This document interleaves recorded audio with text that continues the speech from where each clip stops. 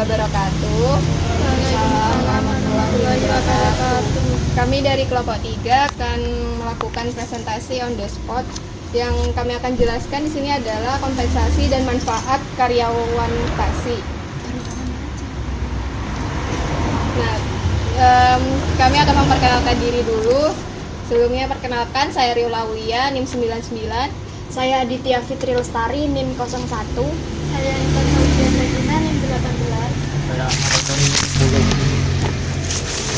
Dan di sini sasaran usaha yang kami lakukan yaitu di konter Dumdum Seluler. Dan di sini kami sudah bersama ownernya yaitu Mas Adani. Silakan perkenalkan diri. Di sini memperkenalkan diri, saya Adani selaku pemilik perusahaan Dumdum Sel. Dumdum Sel sendiri ini memperjualbelikan SIM perdana, voucher, terus pulsa, paket data, dan ya ada rokok juga, aksesoris elektronik, dan ya ada soft drink juga serta es krim. Karyawan Dumdum Sel sendiri ada 8 orang yang bekerja di sini. Mungkin itu sedikit penjelasan tentang Dumdum Sel.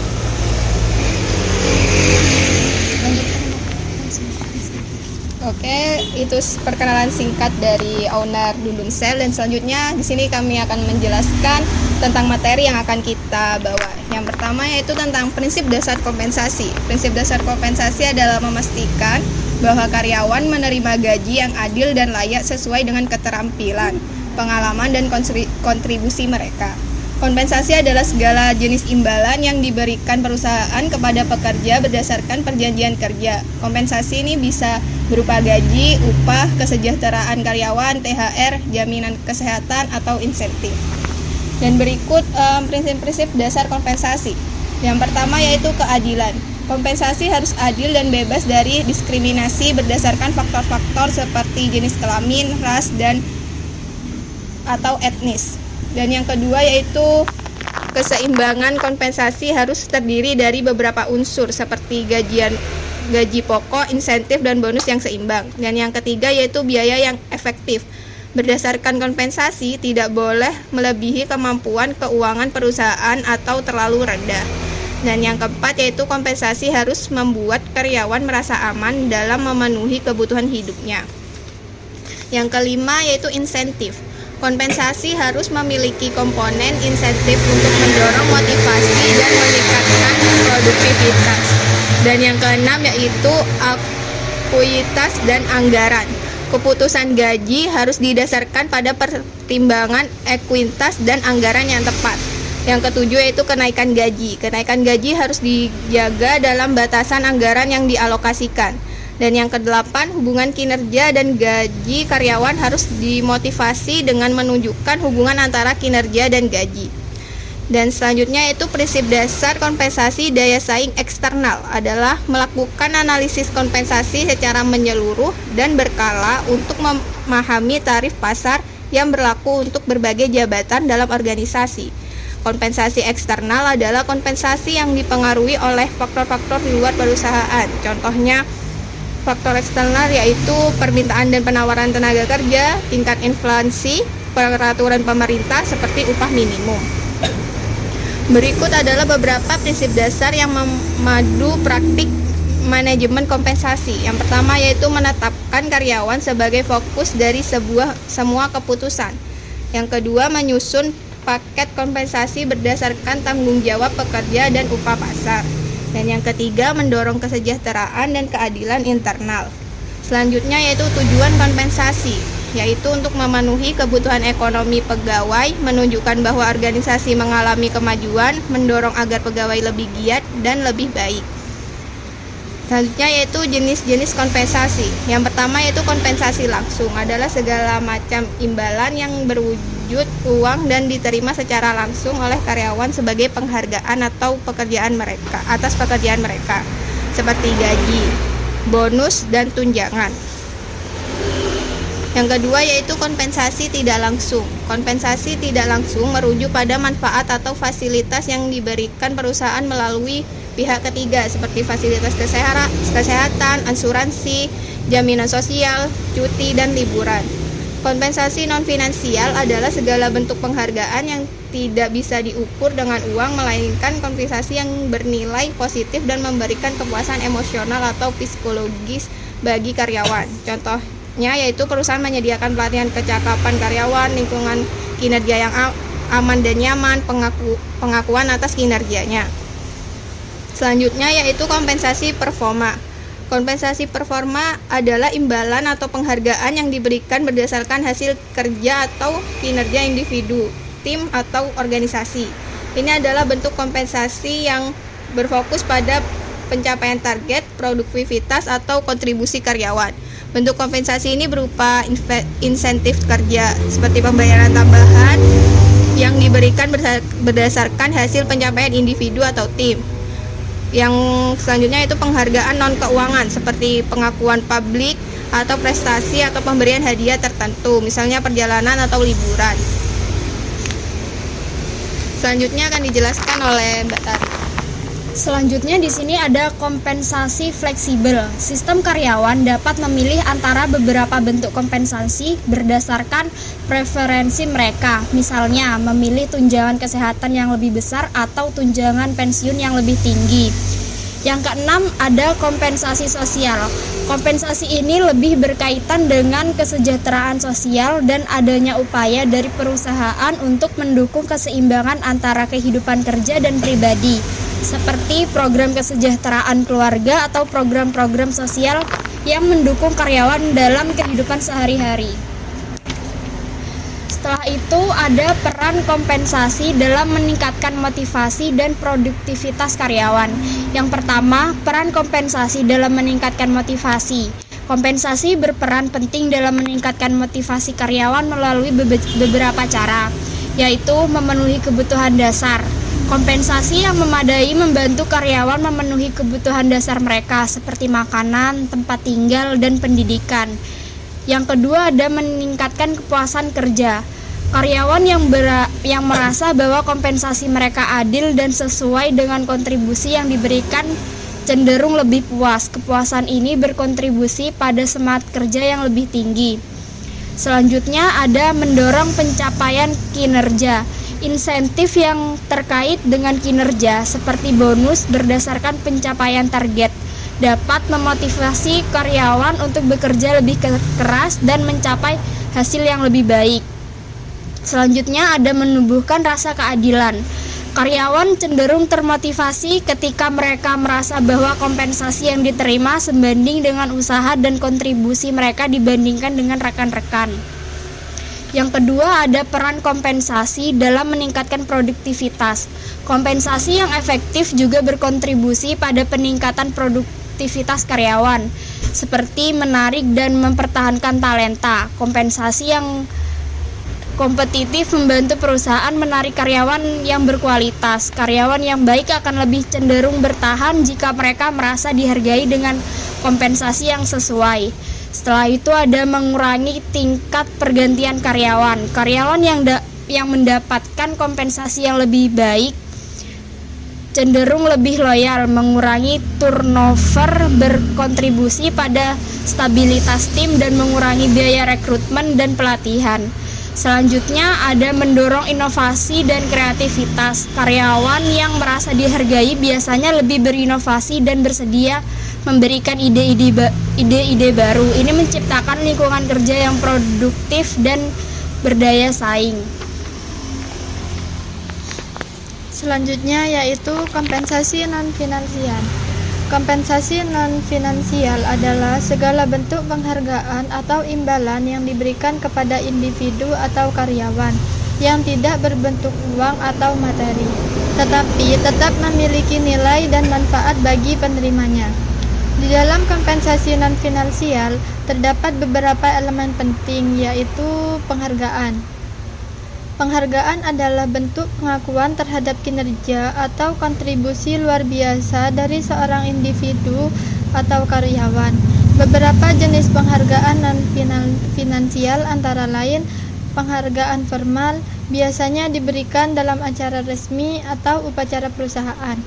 Penghargaan informal, penghargaan ini bisa berupa pujian langsung dari atasan atau rekan kerja yang mengakui pencapaian atau kontribusi individu. Penghargaan sosial, memberikan penghargaan dengan mempublikasikan pencapaian karyawan di newsletter internal atau media sosial perusahaan. 2. Pengakuan. Pengakuan secara verbal atau nonverbal yang diberikan kepada karyawan atas pencapaian atau perilaku positif yang mereka tunjukkan. Pengakuan dapat dilakukan secara langsung maupun melalui penghargaan kolektif dalam sebuah tim atau organisasi. Pengakuan lisan, pujian langsung dari atasan atau rekan kerja terhadap kinerja atau hasil kerja yang luar biasa. Pengakuan ini sering dilakukan dalam pertemuan tim atau rapat perusahaan. Pengakuan tertulis, misalnya melalui email, surat, laporan yang mengungkapkan penghargaan terhadap karyawan yang telah menunjukkan pencapaian tertentu. Yang ketiga, kesempatan pengembangan. Kesempatan pengembangan adalah salah satu bentuk kompensasi non-finansial yang memberikan peluang kepada karyawan untuk berkembang baik dalam segi keterampilan, pengetahuan, maupun karir. Pelatihan dan kursus menyediakan program pelatihan yang dapat meningkatkan keterampilan dan pengetahuan karyawan dalam bidang tertentu.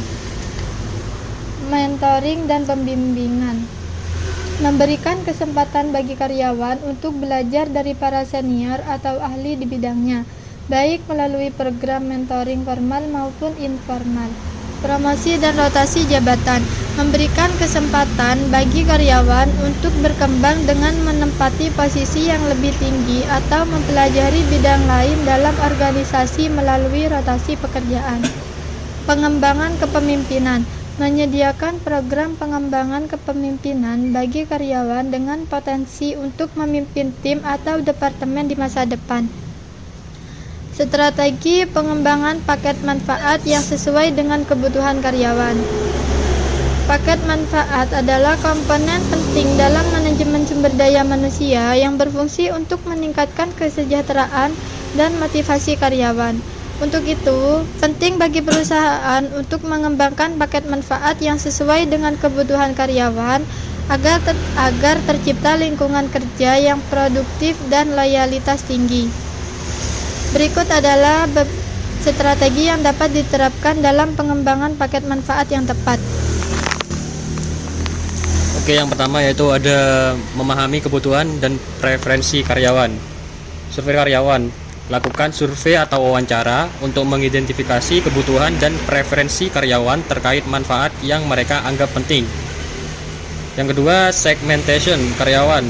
Pertimbangkan untuk mengelompokkan karyawan berdasarkan demografi atau tahap karir mereka. Misalnya, karyawan baru, senior, dan atau karyawan dengan keluarga. Yang terakhir, fleksibilitas karyawan. Memiliki kebutuhan yang beda-beda seperti kebutuhan kesehatan, waktu luang, atau pendidikan. Yang kedua, ada mengoptimalkan komponen paket manfaat. Tunjangan kesehatan adalah manfaat yang paling sering dicari oleh karyawan. Yang kedua, tunjangan kesejahteraan mental dan fisik. Perusahaan dapat menyediakan akses ke program kesejahteraan. Ketiga, fasilitas pendidikan dan pengembangan karir. Banyak karyawan menginginkan kesempatan untuk berkembang dalam karir mereka. Yang keempat, tunjangan keluarga dan cuti, memberikan tunjangan untuk keluarga. Yang kelima, pensiun dan tunjangan hari tua, menyediakan program pensiun yang baik untuk jangka panjang. Menerapkan prinsip keadilan dan transparansi. Yang pertama ada keadilan dalam pembagian. Pastikan bahwa paket manfaat yang ditawarkan adil dan tidak diskriminatif. Kedua, transparansi, komunikasi dengan jelas manfaat yang diberikan, cara mengaksesnya dan cara kerjanya kepada karyawan. Pemantauan dan evaluasi terus-menerus. Yang pertama, evaluasi reguler. Lakukan evaluasi secara berkala untuk menilai apakah paket manfaat yang diberikan masih relevan dengan kebutuhan karyawan. Yang kedua, tanggapan terhadap tren baru. Perhatikan tren dan perubahan dalam dunia kerja. Selanjutnya ada menciptakan paket manfaat yang personalisasi. Program manfaat yang bisa dipilih atau flex benefit. Banyak perusahaan sekarang menyediakan pilihan bagi karyawan untuk memilih manfaat yang sesuai dengan kebutuhan mereka. Peningkatan pengalaman karyawan melalui paket manfaat. Yang pertama, keterlibatan karyawan. Manfaat yang diberikan dapat digunakan untuk meningkatkan keterlibatan karyawan. Teknologi dalam pengolahan manfaat. Gunakan teknologi untuk mempermudah karyawan dalam mengakses dan mengelola manfaat mereka. Benchmarking dengan industri dan kompetitor. Bandingkan dengan industri untuk memastikan bahwa paket manfaat yang ditawarkan tetap kompetitif. Perusahaan harus secara berkala melakukan benchmarking dengan perusahaan sejenis atau yang lebih besar. Yang terakhir ada keterlibatan pihak eksternal. Kerjasama dengan penyedia layanan. Pertimbangkan untuk bekerja sama dengan penyedia layanan seperti asuransi, lembaga pendidikan, atau perusahaan kebugaran untuk memberikan manfaat tambah bagi karyawan.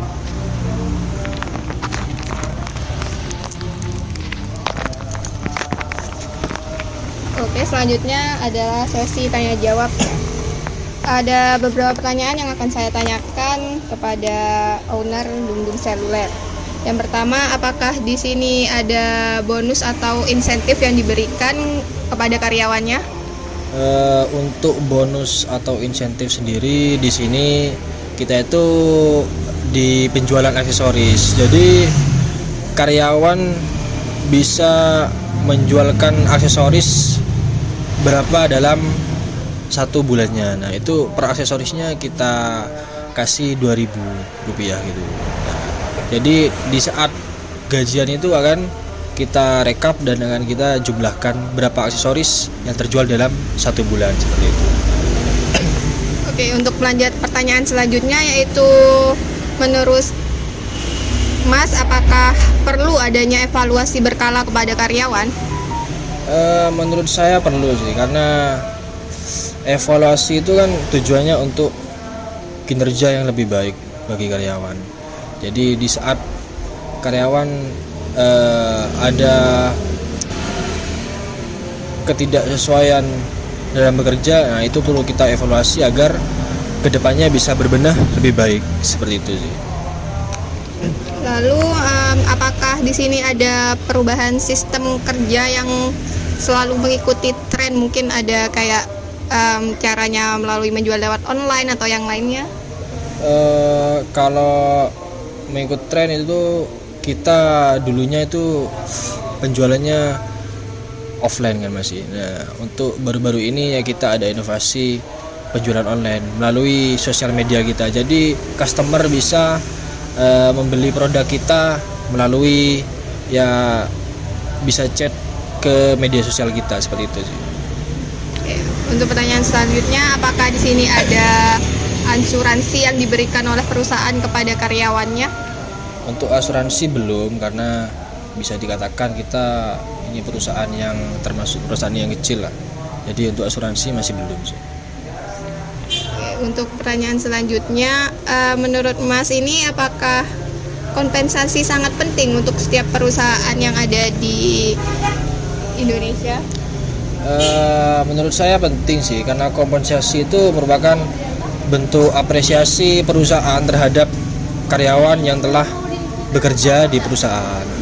Nah, nilai tukarnya karyawan memberikan jasa kepada perusahaan dan kita sebagai perusahaan itu memberikan apresiasi berupa gaji itu, seperti itu. Terus pertanyaan selanjutnya, apakah ada apresiasi lain selain gaji untuk karyawan? Untuk apresiasi lain kita itu dalam kompensasi sendiri hanya dua, yaitu dari gaji pokok dan bonus aksesoris, seperti itu. Gak ada apresiasi lain. Belum ada. Selanjutnya,